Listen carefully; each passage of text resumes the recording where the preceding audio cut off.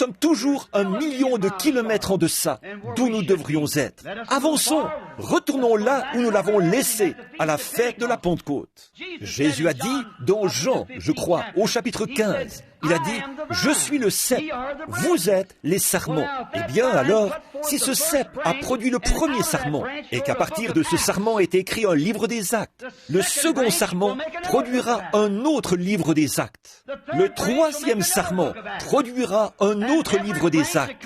Et chaque sarment qui sort de ce cep sera semblable au premier sarment. Bon, on peut greffer, nous savons cela. J'ai vu un citronnier avec environ 8 différentes sortes de fruits. J'ai vu un oranger qui portait des pamplemousses, des citrons et tout le reste. Mais ils ont été rattachés. C'est ça le problème aujourd'hui. Nous avons rattaché nos idées, rattaché nos dénominations. Mais si, un jour, cet arbre produit lui-même une autre branche à fruits, elle sera comme les premières à l'origine. Alléluia! Oh, l'Église va s'harmoniser, mais nous avons besoin de la puissance qui était à l'origine. Nous avons besoin du Saint-Esprit, de la puissance de la résurrection de Jésus-Christ. C'est ce qu'il nous a dit de faire. Je suis le cep, vous êtes les sarments. Si un plant de vigne produit un sarment et que de là sortent de beaux raisins bleus, le prochain sarment qu'il produira portera de beaux raisins bleus. Si le premier cep est sorti et qu'ils sont tombés sous l'effet du Saint-Esprit, qu'ils ont accompli de grands miracles et des signes, et qu'ils ont scellé leur témoignage à un monde, même beaucoup parmi eux, avec leur propre témoignage. Ils ont scellé leur témoignage de leur sang. Ils ont traversé toutes sortes de périls et tout pour apporter l'Évangile.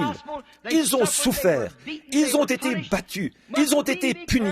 Devons-nous être transportés à la maison au ciel, sur un lit de facilité garni de fleurs, alors que d'autres ont combattu pour gagner le prix et naviguer à travers des mers de sang? Que nous attendons-nous à faire? Je dois combattre si je veux régner.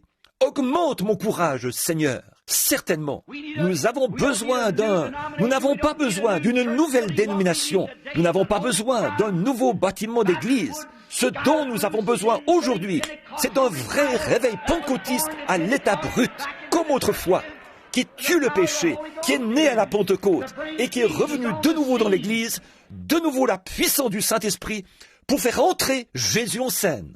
Le Dieu de l'histoire entre toujours en scène, à un moment crucial. Nous en avons besoin. C'est ça le problème de notre Église aujourd'hui. Nous retournons trop loin en arrière. Nous nous conformons au mode du monde. Et progressivement, année après année, elle commence à mourir et à dépérir.